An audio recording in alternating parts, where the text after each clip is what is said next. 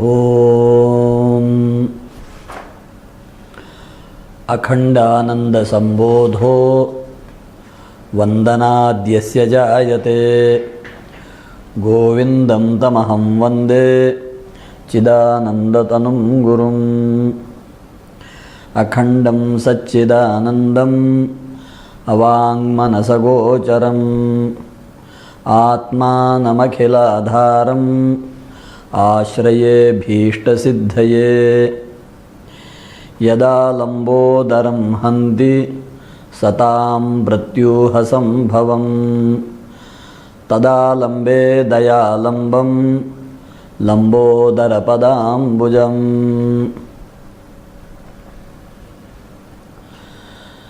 भगवत पूज्यपाद जगद्गुरु आदि शंकराचार्य जी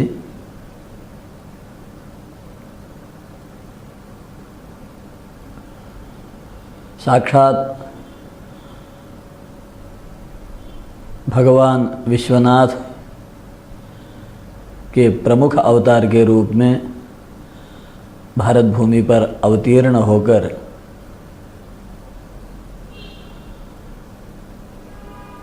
और संपूर्ण मानव को सन्मार्ग दिखाने के लिए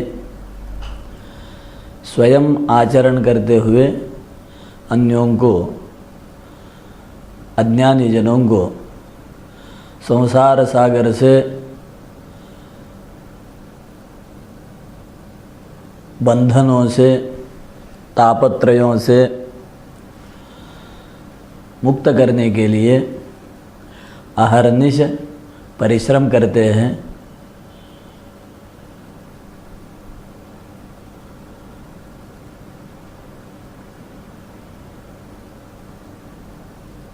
वैदिक धर्म की स्थापना के लिए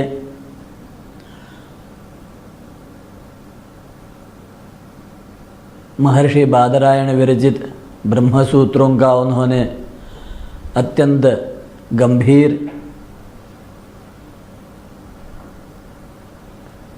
ऐसा भाष्य निर्माण किया।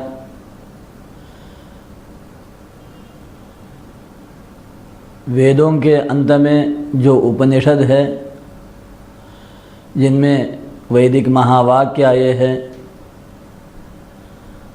उन उपनिषदों का भाष्य समन्वय के साथ करते करते अद्वैत के दर्शन को संसार के सामने प्रस्थापित किया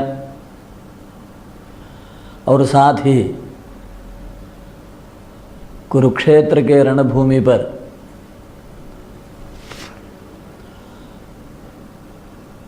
प्रियमित्र पार्थ के द्वारा प्रश्न किए जाने पर विश्वरूप का दर्शन कराते हुए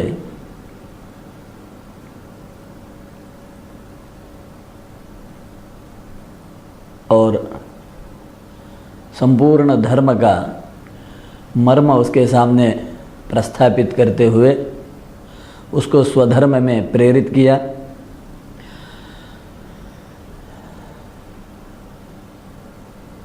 आधारभूत इस कार्य के साथ सामान्य बुद्धि, मंद बुद्धि, संसार में आसक्त लोगों को धीरे धीरे धीरे धीरे संसार से परमार्थ की ओर, परमात्मा की ओर ले जाने के लिए शंकराचार्य जी सुलभ उपायों को उनके बुद्धि के अनुसार उनको समझ में आ जाए, इसके अनुसार बता रहे हैं, जिसमें उन्होंने अनेक लघु प्रकरण छोटे छोटे ग्रंथों के द्वारा लिख दिए और एक ऐसा विलक्षण ग्रंथ उन्होंने निर्माण किया जो उनकी स्वयं की रचना, जिसका नाम सर्व वेदांत सिद्धांत सार संग्रह, और इस ग्रंथ का चिंतन हम कर रहे हैं। इस ग्रंथ के मंगलाचरण में और विषय बताते हुए वे परम दयालु शंकराचार्य जी कहते हैं, इस ग्रंथ का जो पठन करेगा, चिंतन करेगा, मनन करेगा, श्रवण करेगा, उसके जीवन में अखंड आनंद का बोध होगा। अर्थात उसके जीवन में किसी प्रकार का दुख, भय, शोक नहीं रहेंगे।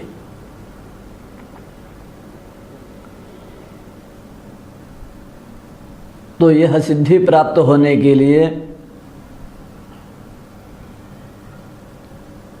जो अधिकारी साधक होगा, उस अधिकारी साधक के लिए जो साधना बता रहे हैं, जो पूर्व सिद्धता बता रहे हैं, जिसमें साधन चतुष्टय संपत्ति के नाम से परमार्थ के पथिकों के लिए जो आवश्यक बताया जाता है, उनका वर्णन शंकराचार्य जी कर रहे हैं। और कल हमने नित्यानित्य विवेक किस प्रकार करना चाहिए, नित्यानित्य विवेक का स्वरूप क्या है, उसकी व्याप्ति कहाँ तक है, और नित्यानित्य विवेक होने के पश्चात किस प्रकार मनुष्य के अंतःकरण में धीरे धीरे वैराग्य उत्पन्न होता है, इस बात को पिछले चिंतन में देखा था। अब आज वहाँ से आगे बढ़ते हुए ये देखना है कि शंकराचार्य जी अपने इस ग्रंथ में सर्व वेदांत सिद्धांत सार संग्रह में वैराग्य किस प्रकार उत्पन्न होना चाहिए, संसार के कौन से प्रसंगों में, विषयों में किस प्रकार दोषों का दर्शन करने के पश्चात मनुष्य को विरक्त होना चाहिए, उसका अत्यंत हृदयंगम, मार्मिक और भावपूर्ण ऐसा विवरण करते हुए अनेकों श्लोकों का यहाँ पर शंकराचार्य जी ने व्याख्यान किया है। सामान्य बात, कल एक श्लोक में, जो कि इस ग्रंथ का 24वां श्लोक है, उसमें हमने देखा था कि जहाँ पर शंकराचार्य जी कहते हैं कि काकविष्ठा पर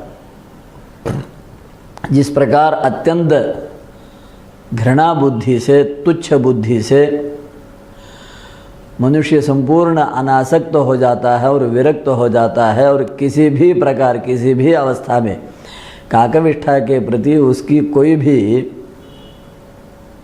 प्रवृत्ति नहीं होती है, तो आचार्य जी का कहना है उसी प्रकार यज्ञादि सत्कर्मजन्य जो स्वर्गादि उत्तमोत्तम फल बताए गए हैं वेदों में, शास्त्रों में, उनके प्रति भी अनित्यता का दर्शन करते हुए और परिणामतः दुखदायक होने के कारण दोष देखते हुए उनसे भी सत्प्रवृत्त मनुष्य को, साधक मनुष्य को विरक्त होना चाहिए, ये परम आवश्यक माना गया है। तो इसी श्रृंखला में आगे के श्लोकों में वो किस प्रकार क्या क्या बताते हैं हम देखते हैं। तो पहला एक सुंदर उपमान यहाँ पर शंकराचार्य जी देते हैं 25वें श्लोक में। यहाँ पर वे कहते हैं, प्रदृश्यते वस्तुनि यत्र दोषः न तत्र पुंसोऽस्ति पुनः प्रवृत्तिः अंतर्महारोगवतीं विजानन् को नाम वेश्यामपि रूपिणीं व्रजेत। जहाँ पदार्थ में दोष दिखता है,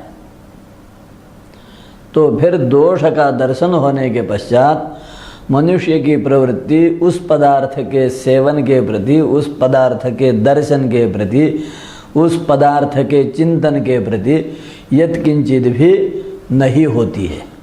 जैसे उपमान में वो कहते हैं कि कोई भले बहुत सुंदर वेश्या हो, परंतु अगर हमें ये पता चल जाए कि उसके शरीर के अंदर ढेर सारे रोग है, वो रोगग्रस्त है, उसके संसर्ग में जाने पर हमें भी रोग हो सकते हैं, और जैसे ही इस प्रकार उस सुंदर अंगना के प्रति भी दोष के दर्शन के कारण मनुष्य प्रवृत्त नहीं होता है। और एक दृष्टांत देना चाहे तो ऐसा दे सकते हैं कि कोई बहुत भूखा है, क्षुधाग्रस्त है, और उसके सामने बहुत सुंदर पंचपक्वान भोजन की थाली आ गई, परंतु उसको पता चले कि यहाँ पर अन्न में विष मिलाया हुआ है, तो भूखा होने के बावजूद और दिखने के लिए बहुत सुंदर होने के बावजूद और देने वाले बड़े प्यार से, बड़े नम्रता से देने के बावजूद मनुष्य उसका सेवन नहीं करेगा, क्योंकि उसने दोष का दर्शन कर लिया, दोष का निश्चय हो गया। तो वास्तव में दोष का दर्शन होने के पश्चात पदार्थ का सेवन ना करना, इतना विवेक तो सामान्यतः मनुष्य में होता है। फिर प्रश्न ये होता है कि संसार में मनुष्य की प्रवृत्ति क्यों होती है? तो केवल इतना ही कहना पड़ता है कि मोह के कारण दोषभूयिष्ठ संसार में भी उसको दोष ना दिखते हुए गुण दिखते हैं, उस दोषभूयिष्ठ संसार में भी वो सुख ढूंढने लगता है, उसके प्रति स्नेह के कारण आसक्त हो जाता है, दूसरों को देखते हुए उनका अनुगमन करने लगता है।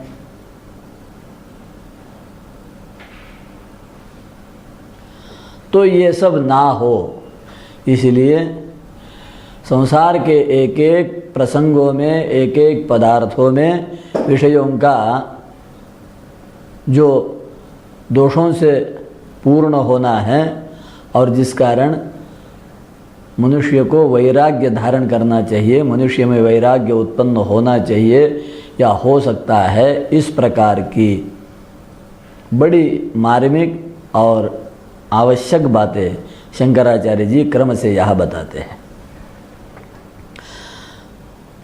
यही बात 26वें श्लोक में आगे उन्होंने कही है, अत्रापि चान्यत्र च विद्यमान पदार्थ सम्मर्शनमेव कार्यं यथा प्रकारार्थ गुणाभिमर्शनं संदर्शयत्येव तदीय दोषम्।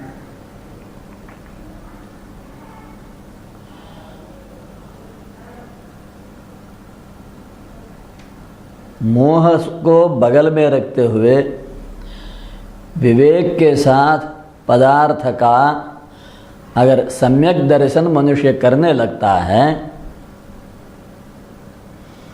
उसकी प्राप्ति, उसका सेवन और उसका परिणाम क्रमशः इन तीनों अवस्थाओं में वास्तव में हमें कितना सुख मिला है, वास्तव में उन पदार्थों में कितना गुण है और कितने दोष है, इसका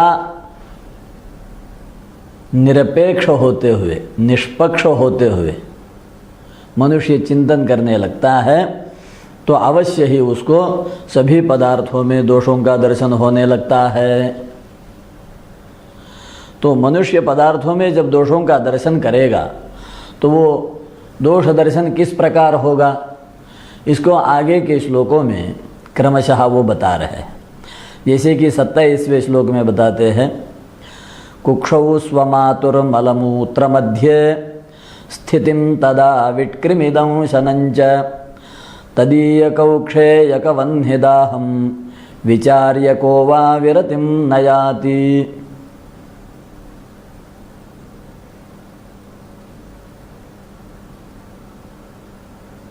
शंकराचार्य जी कहते हैं,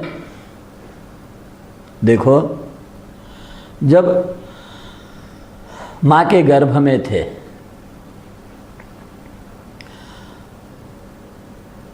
प्रत्येक मनुष्य माँ के गर्भ से ही गर्भवास 9 महीने का और उसके पश्चात ही भूमि पर जन्म लेता है। तो माँ के गर्भ में रहते हुए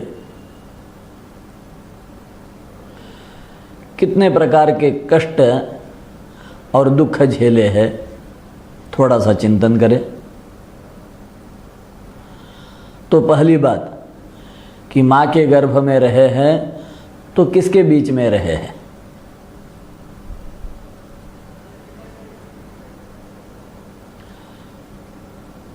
हम अपने रहने के लिए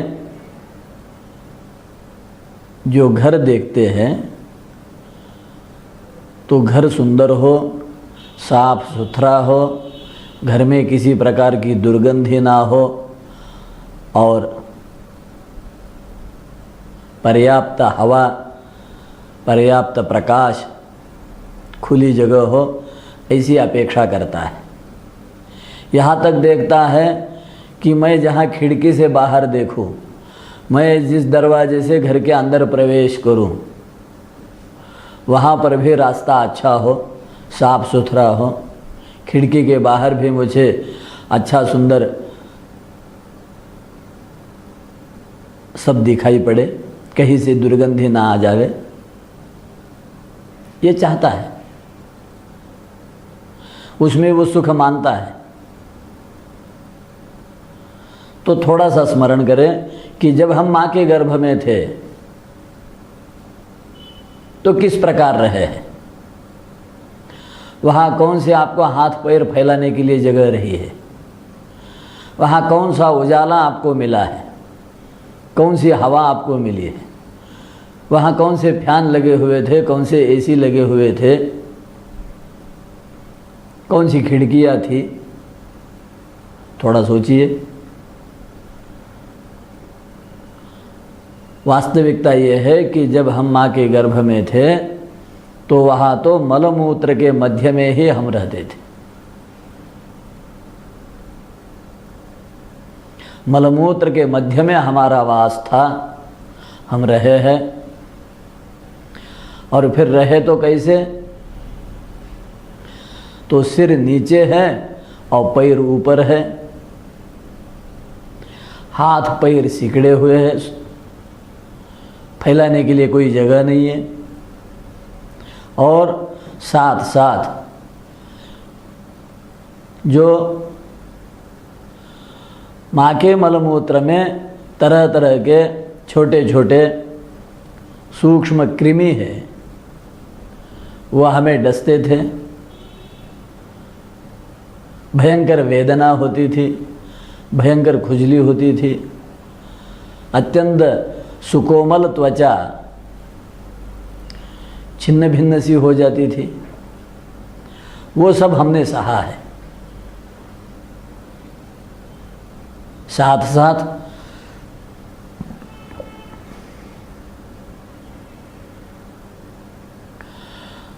माँ ने सेवन किया हुआ अन्न पचाने के लिए माँ के कुक्षी में जो वैश्वानर अग्नि है, वह अग्नि की जो खाए हुए समस्त अन्न को पचा लेता है, वह अत्यंत दाहक और तीक्ष्ण अग्नि हमें भी दग्ध करता था। हम भी उस अग्नि में दग्ध हुए हैं। और इस प्रकार जन्म दोष भूयिष्ठ है, गर्भवास बिना दुख का संभव नहीं है, और इसलिए गर्भवास हमें ना हो, पुनः गर्भवास हमारे जीवन में ना हो, इस प्रकार की सहज प्रवृत्ति स्वाभाविक है। जो इस प्रकार गर्भवास के दुख को, दोष को समझ पाता है, फिर उसके अंतःकरण में अवश्य ही वैराग्य हो जाता है और वो कहता है कि अब मुझे दोबारा गर्भवास नहीं चाहिए।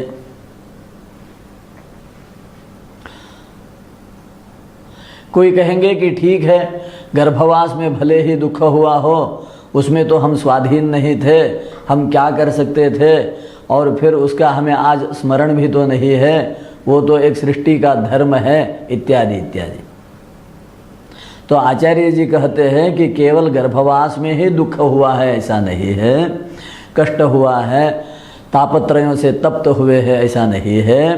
तो उसके पश्चात जब अर्भकावस्था रही, जब शैशवावस्था रही, जब बाल्यावस्था रही, जब कौमारावस्था रही, उन अवस्थाओं में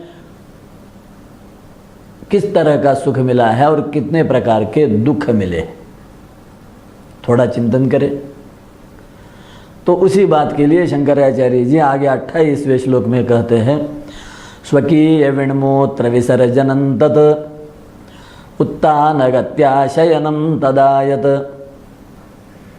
बालग्रहाद्याहति भाक्ष शैशवं विचार्य को वा विरतिं नयाति।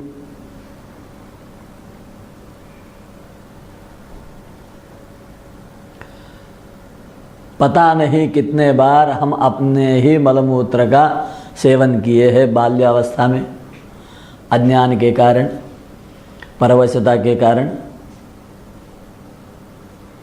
प्रत्येक कार्य के लिए हम पराधीन रहे हैं।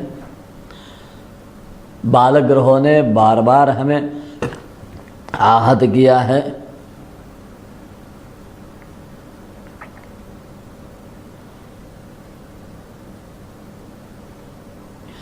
अपना दुख किसी को बता नहीं पाते हैं।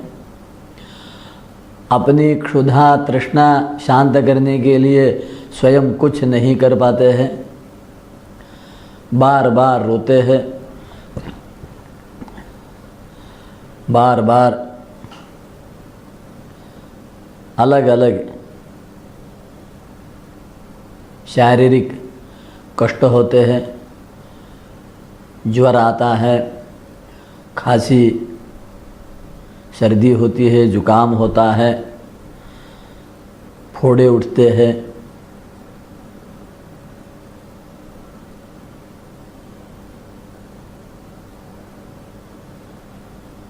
ठीक तरह से नींद नहीं लगती है,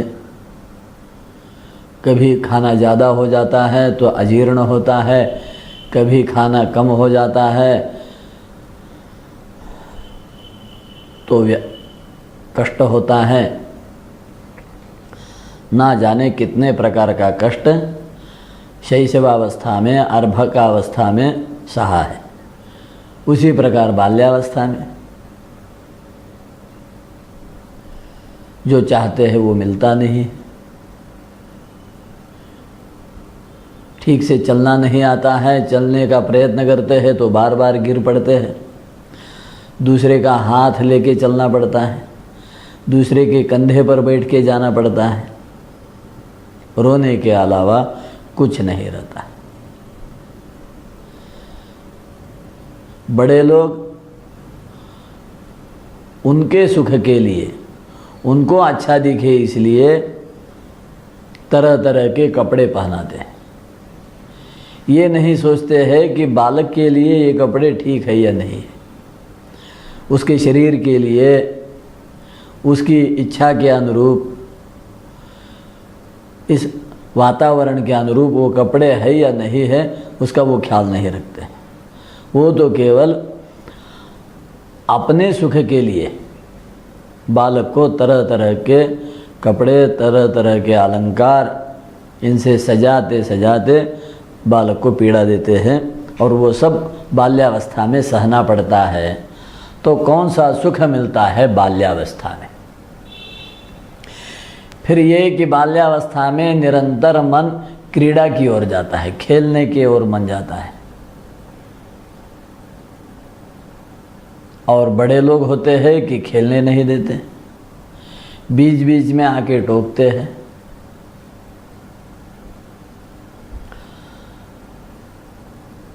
विचार करने पर पता चलता है कि बाल्यावस्था में भी कोई विशेष सुख नहीं मिलता है, दुख ही अधिक होता है। फिर कुमारावस्था में आ गए तो फिर पढ़ो पढ़ो पढ़ो पढ़ो, ये मत करो वो मत करो, यहाँ मत जाओ वहाँ मत जाओ, आगे जाके क्या करोगे, नहीं पढ़ोगे तो कैसा होगा। इस तरह से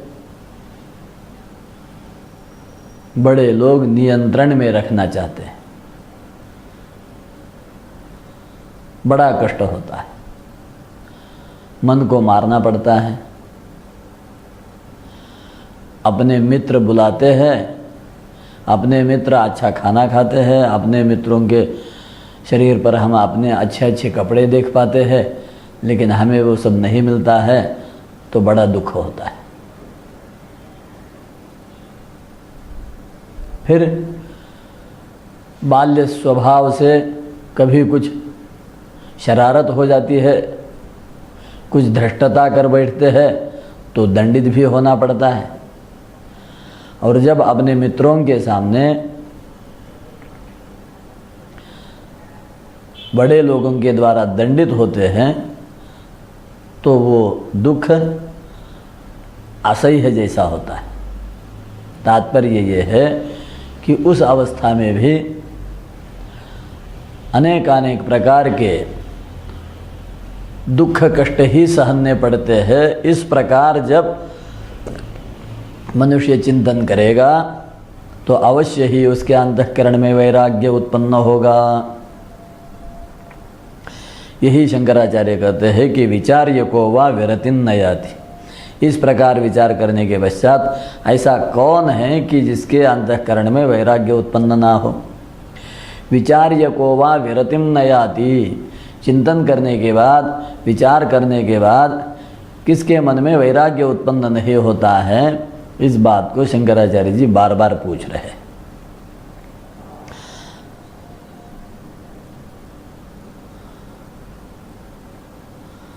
इन्हीं सब बातों को 29वें श्लोक में बताते हैं।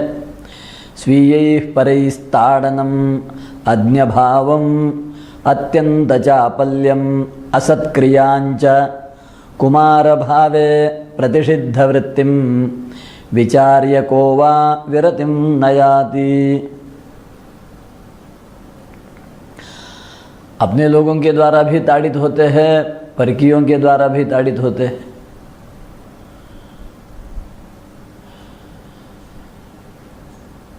सांसारिक व्यवहार ज्ञान का अभाव होने से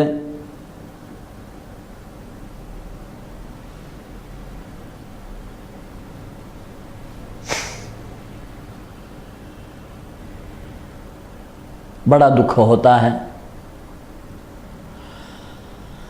चंचल बुद्धि होती है, मन इंद्रिया सत्कार्य में प्रवृत्त नहीं होते हैं, और जिसका निषेध किया जाता है, जो मत करो कहा जाता है, जो नहीं करना चाहिए वही करने में अधिक प्रीति हो जाती है। तो ये सारी बातें देखते हुए अवश्य ही मनुष्य को वैराग्य उत्पन्न होता है।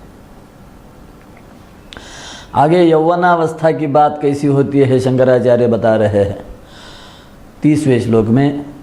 मदोद्धतिम मान्य तिरस्कृतिंच कामातुरत्वं समयाति लंघनम तांताम युवत्योदित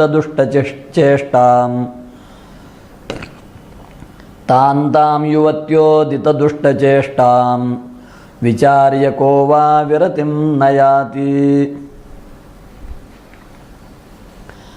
यौवनावस्था में पहला जो कष्टदायक गुण प्रकर्ष से ऊपर उठता है वो है मदोद्धति, अर्थात औद्धत्य, धृष्टता।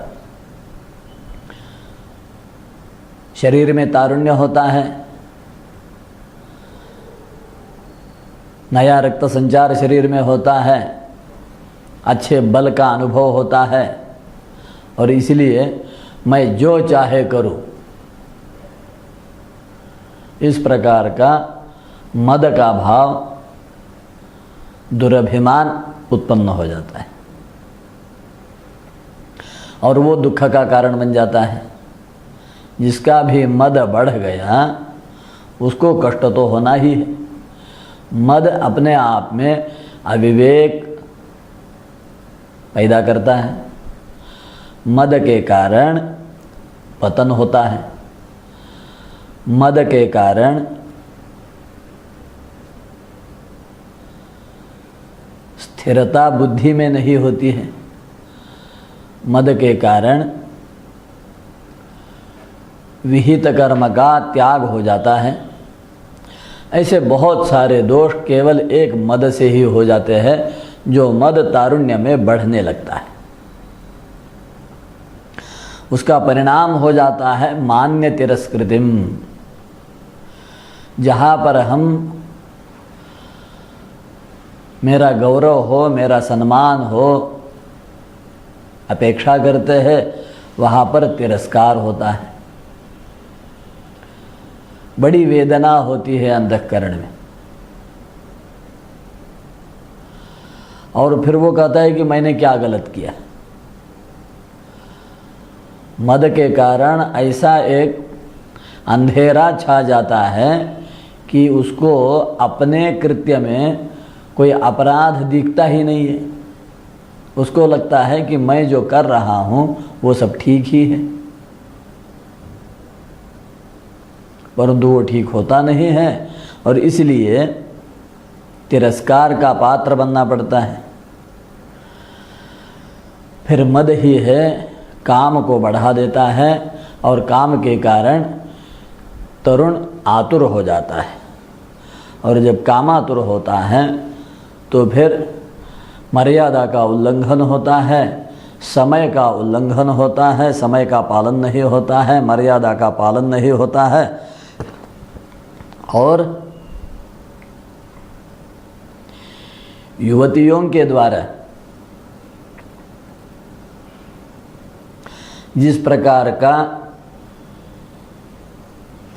तिरस्कार, घृणा और उपहास होता है, वो सब स्मरण करते हुए, उन सबको अनुभव करते हुए आचार्य कहते हैं कि कौन ऐसा सज्जन हो कि जिसके अंतःकरण में वैराग्य उत्पन्न ना हो। तात्पर्य अवश्य ही ये सारे कारण वैराग्य को उत्पन्न करने के लिए पर्याप्त है। आगे 31वें श्लोक में शंकराचार्य जी और बताते हैं, विरूपताम सर्वजनादवज्ञाम सर्वत्र दैन्यम निजबुद्धिहैन्यम वृद्धत्व संभावित दुर्दशान्ताम विचार्य को वा विरतिम नयाति। धीरे धीरे धीरे धीरे धीरे जो अपना सौंदर्य है, जो अपना लावण्य है, वो क्षीण होने लगता है तो रूप चला जाता है, फिर उसको कोई सुंदर नहीं कहता है, कुरूपता आती है। साथ में ही बल भी क्षीण होता है और जब रूप बल कम हो जाते हैं तो सहज ही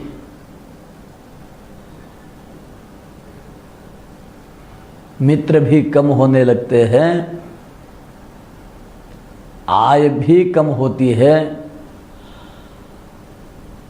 अतः सर्वत्र अवज्ञा शुरू हो जाती है, अवमानना शुरू हो जाती है।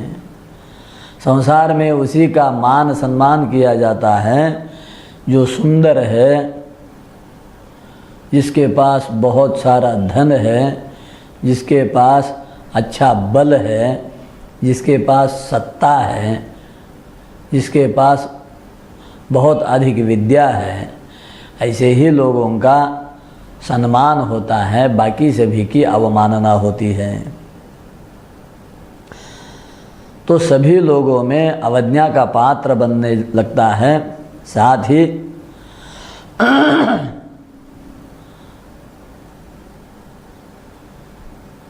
एक दीनता आ जाती है कि मैं ये नहीं कर सकता, मैं वो नहीं कर सकता, मैं वो नहीं कर सकता। क्यों? शरीर में शक्ति नहीं रही, हाथ में पैसा नहीं रहा, उतना अधिक ज्ञान नहीं है, दीनता बुद्धि हो जाती है। और फिर जैसे ही वृद्धत्व के लक्षण दिखने लगते हैं कि बाल सफ़ेद होने लगे, दांत गिरने लगे, त्वचा सिकुड़ने लगी, तो बड़ा दुख होता है। और इस प्रकार जब अपने प्रौढ़ावस्था को, जिसमें अत्यधिक सुख की अपेक्षा किया करता था, परंतु धीरे धीरे धीरे धीरे वो अवस्था सुख तो दे नहीं पाई, परंतु दुख देने से चुकी नहीं, और दुख अधिक से अधिक ही होता गया। और इस प्रकार जब कोई मनुष्य चिंतन करता है तो अवश्य ही उसके अंतःकरण में वैराग्य उत्पन्न होता है। आगे 32वें श्लोक में शंकराचार्य जी कहते हैं, पित्तज्वरार्षः क्षयशुल्म पित्तज्वरार्षः क्षयगुल्मशूलश्लेष्मादिरोगोदिततीव्रदुःखं दुर्गन्धम् अस्वास्थ्यम् अनूनचिन्तां विचार्य को वा विरतिं नयाति। फिर एक ऐसा दौर आता है जीवन में कि नाना प्रकार के रोगों से सारा शरीर भर जाता है, बड़ी पीड़ा होने लगती है प्रत्येक अवयव में। आँखों में दृष्टि क्षीण होती है, कानों की श्रवण शक्ति कम होती है, हाथ पैरों की काम करने की शक्ति कम हो जाती है, बुद्धि की स्मरण शक्ति कम हो जाती है। और फिर जैसे पित्त है, कफ है, वात है, ये तीनों भी प्रकोपित होकर ज्वर, अर्श, क्षय, गुल्म, शूल, श्लेष्मा इत्यादि रोगों को बढ़ाते रहते हैं। और ये सारे रोग अत्यंत तीव्र दुखदायक होते हैं। फिर स्वस्थता नहीं रहती है, और इन सब के साथ साथ चिंता बढ़ती रहती है, चिंता कम नहीं होती है। तो इस प्रकार का जो वार्धक्य है, उसके बारे में चिंतन करने के पश्चात आचार्य कहते हैं, कौन ऐसा सज्जन हो कि उसके अंतःकरण में वैराग्य उत्पन्न ना हो। अवश्य ही मनुष्य विरक्त होने लगता है। इस प्रकार जीवन का दर्शन करने के पश्चात किस प्रकार इस जीवन का अंत होता है, जिस जीवन में नाना प्रकार के सुख की कामना करते हुए धर्म को, सत्य को, नीति को बगल में रखकर और अपने मद के कारण, अहंकार के कारण, मोह के कारण, काम क्रोधादि के कारण जितना अधिक से अधिक सुख पाने का मनुष्य प्रयत्न करता है, उतना ही अधिक से अधिक दुख होता है। ऐसे किसी जीवन में नहीं देखा गया है कि उसने सुख का प्रयत्न किया हो और उसके जीवन में ढेर सारा सुख मिला हो। अवश्य ही इन अवस्थाओं में मनुष्य को दुखी होना होता है, और इसको सोचते हुए सहज ही वैराग्य उत्पन्न हो जाता है। आगे 33वें श्लोक में आचार्य कहते हैं, यमावलोकोदित भीतिकंप मर्म यथोच्छ्वास गतिश्च वेदनाम प्राण प्रयाणे परिदृश्यमानाम विचार्य को वा विरतिम न याति। जब प्राण शरीर को छोड़ने को होते हैं, प्राण प्रयाण का समय होता है, तो कहते हैं यम के दूतों को देखने के पश्चात अत्यंत भयभीत हुआ, सारे शरीर में कंप होने लगता है, सारे मर्म व्यथित हो जाते हैं, श्वास की गति अनियंत्रित हो जाती है, कुंठित हो जाती है, और उस समय जो प्रत्येक मर्म में भयंकर वेदना होती है, उसको देखते हुए, उसका चिंतन करते हुए ऐसा कौन मनुष्य होगा कि जिसको वैराग्य उत्पन्न ना होगा।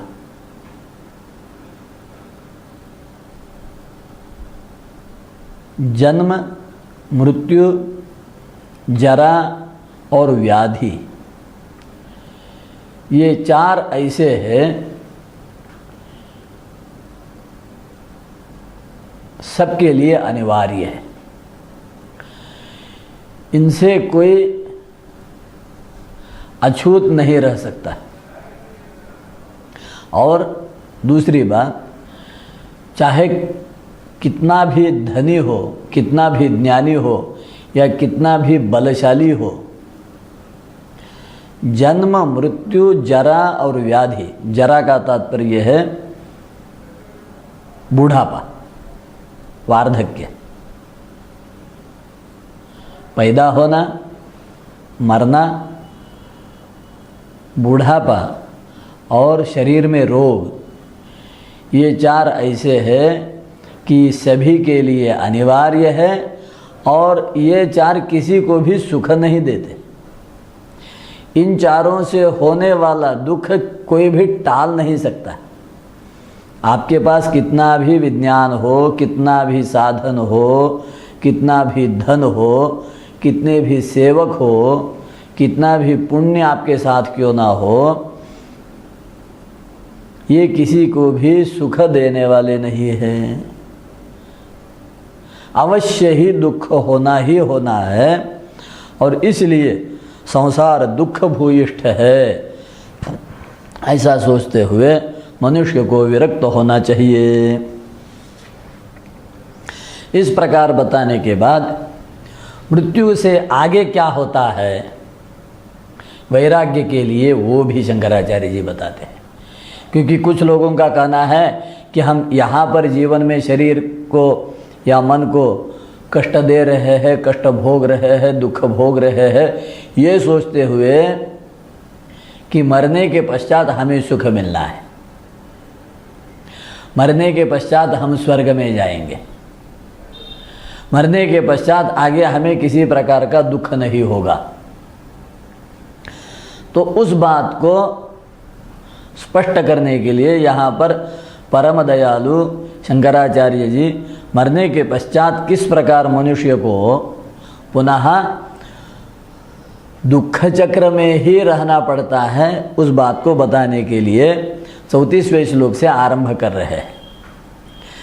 अंगार नद्याम तपने च कुंभी पाके पिवीच्यामसि पत्रकानने दूतैर्यमस्य क्रियमाण बाधाम विचार्य को वा विरतिम न याति। जैसे कि पुराणों में और शास्त्रों में यत्र तत्र हम बातें सुनते हैं कि नरक नाम के लोग हैं और वहाँ अत्यंत कठोर दुखदायक ऐसे कष्ट दिए जाते हैं, जहाँ पर यमदूतों के द्वारा बांधा गया जीव अपने कर्मों के कारण तरह तरह की वेदनाओं को असह्य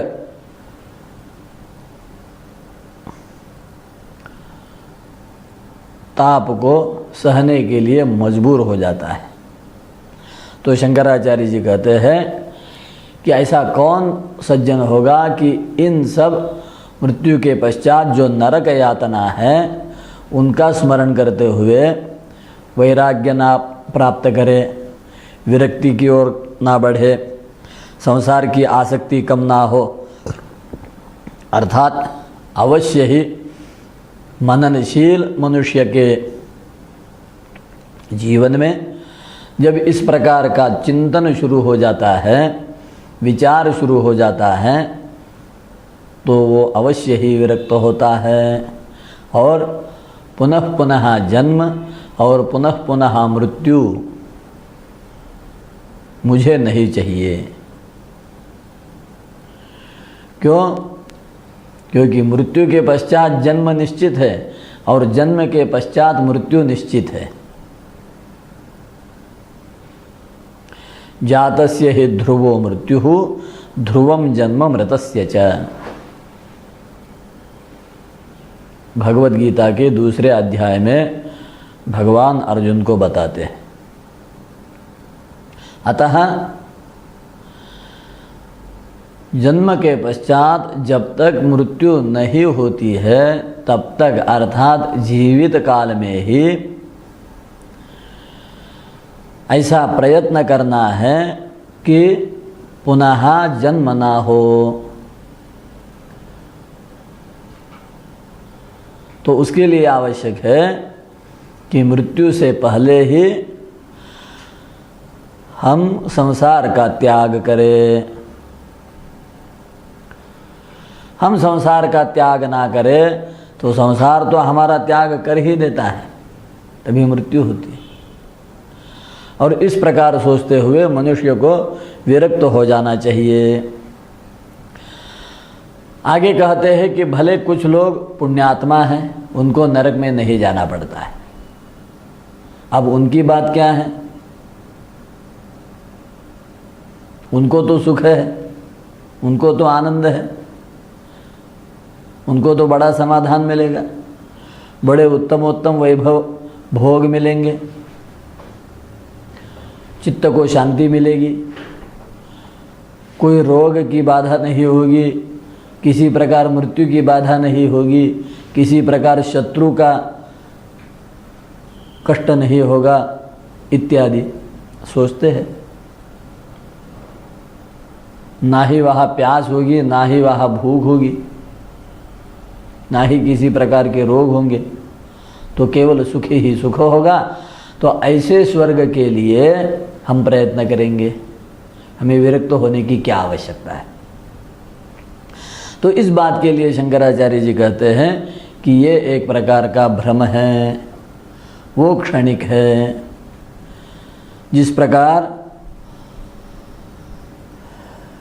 कोई सामान्य मनुष्य स्वप्न में देख लेता है कि मैं राजा बन गया हूँ और राजा बन गया हूँ इसलिए सारे वैभव, सारे भोग, महारानी से लेकर सब मुझे प्राप्त हुआ है और बड़ा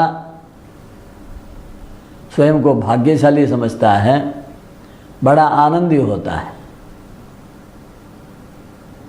प्रसन्न रहता है। परंतु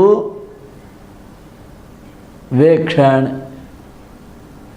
अकस्मात ही नष्ट हो जाते हैं, उसको पता ही नहीं चलता है। रात बीत चुकी होती है और कोई तो आवाज़ देता है, जगा देता है, और जैसे ही नींद खुल गई स्वप्न टूटता है और फिर पाता है कि काय का राजा, कौन सी रानी, कौन सा महल, मैं तो जहाँ का वही बड़ा हूँ। तो वो जो सुख भोगा था कुछ ही क्षणों का था, कुछ ही घंटों का था, और फिर जैसे कि वैसे। तो जो स्वर्ग की कामना करते हैं उनका भी जीवन इसी प्रकार का है। शंकराचार्य जी ने अगले 35वें श्लोक में कहा, पुण्यक्षये पुण्यकृतो नभस्थैः निपात्यमानान् शिथिलीकृतांगान् नक्षत्र रूपेण दिवश्च्युतांस्तान् विचार्य को वा विरतिं नयाति। ये अवश्य है कि जब तक वो स्वर्ग में हैं, जब तक उनका पुण्य संचय है, तब तक वहाँ अत्यंत दिव्य, परम सुंदर, परम श्रेष्ठ ऐसे भोग उनको प्राप्त होते हैं। परंतु जैसे ही पुण्य का क्षय होता है, स्वर्ग से उसको ढकेल दिया जाता है, और फिर जब स्वर्ग से उसको धक्का मार के निकाल देते हैं, तब उसके पास कुछ भी नहीं बचता है।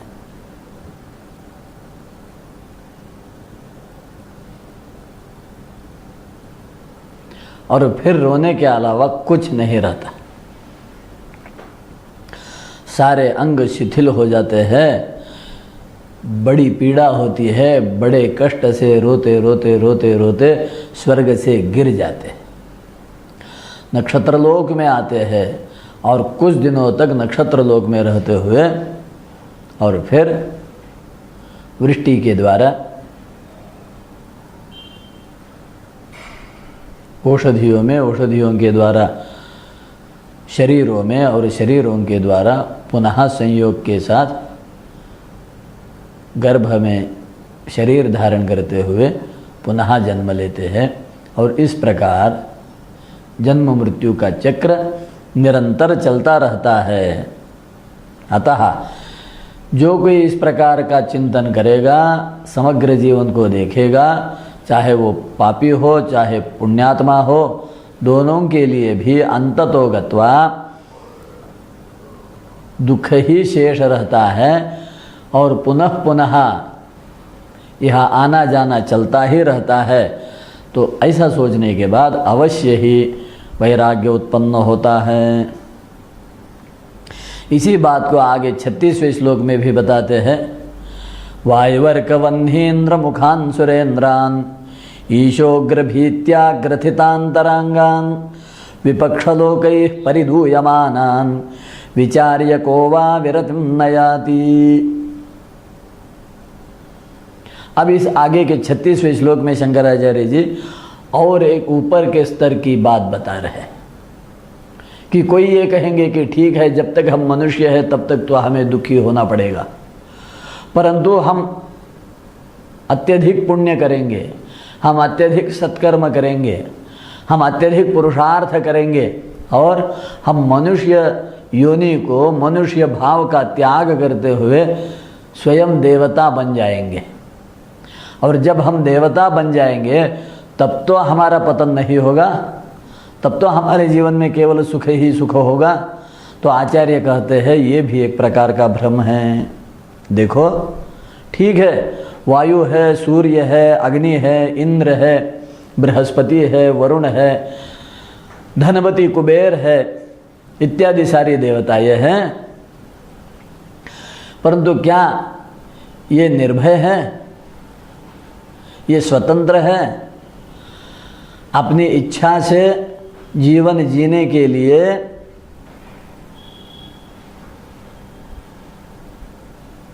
ये सोच सकते हैं?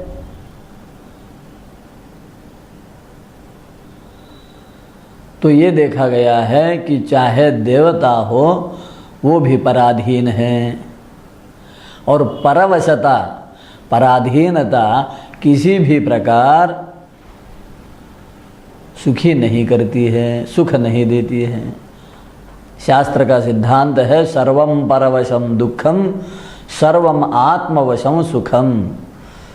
परवशता जो भी होगी वो दुख है और जो आत्मवशता है वही सुख है। किसी भी पद पर क्यों ना हो, परवशता दुख ही देती है, सुख नहीं। भले ही ऊपर से सुख दिखते हो, साधन दिखते हो परंतु सुख नहीं होता है। तो देवताओं की परवशता क्या है? तो आचार्य कहते हैं कि भले देवताओं की परवशता हमें ना दिखती हो, हमारी अपेक्षा से उनकी परवशता व्यापक हो या उनकी स्ववशता व्यापक हो, परंतु देव भी अपनी इच्छा से जो चाहे वैसा नहीं कर सकते हैं। उनके ऊपर भी कोई नियंता है, स्वामी है। और इस बात को हमें वेद के वचनों से समझना पड़ता है। वेदों में कहा गया है भीषास्माद्वातः पवते भीषोदेति सूर्यः भीषास्मादग्निश्चेन्द्रश्च मृत्युर्धावति पंचम इति। तो इस उपनिषद वाक्य से पता चलता है कि इंद्रादि देव भी भय से अपना कार्य करते हैं, उनके ऊपर भी कोई नियंता है। और इस प्रकार जब देखते हैं तो फिर देवयोनि में भी केवल सुख ही सुख है, इस भ्रम का निराश हो जाता है। और साथ में केवल एक ही दुख है ऐसा नहीं है देवयोनि में। फिर कहते हैं विपक्ष लोकैः परिदूयमानान्, देवताओं को शत्रु बहुत होते हैं और शत्रुओं के द्वारा उनको भी निरंतर पीड़ा होती है। और शत्रु की पीड़ा और स्वामी की ओर से नियंत्रण, इन दो कारणों से बड़े लोगों में भी केवल सुख की उपलब्धि नहीं होती है, अर्थात उनके जीवन में भी दुख रहता है। अतः जो अखंडानंद संबोध चाहता है, जो अपने जीवन में संपूर्ण आनंद की उपलब्धि चाहता है, आनंदमय बनना चाहता है, उसके लिए आवश्यक है कि वो संसार से विरक्त हो जाए, वो वैराग्य को धारण करे। और इस प्रकार का वैराग्य साधन चतुष्टयों में दूसरे साधन के रूप में अत्यंत प्रभावशाली, अत्यंत प्रमुख साधन जो शंकराचार्य जी ने यहाँ पर निरूपित किया है, उसका कुछ भाग आज के इस पाठ में हमने समझने का प्रयास किया। वैराग्य के और भी आगे अत्यंत सूक्ष्म अंशों को शंकराचार्य जी विस्तार से बताते हैं। उनको हम अगले पाठ में चिंतन करेंगे। आज यहाँ पर विराम लेते हैं। ओम स्वस्ति।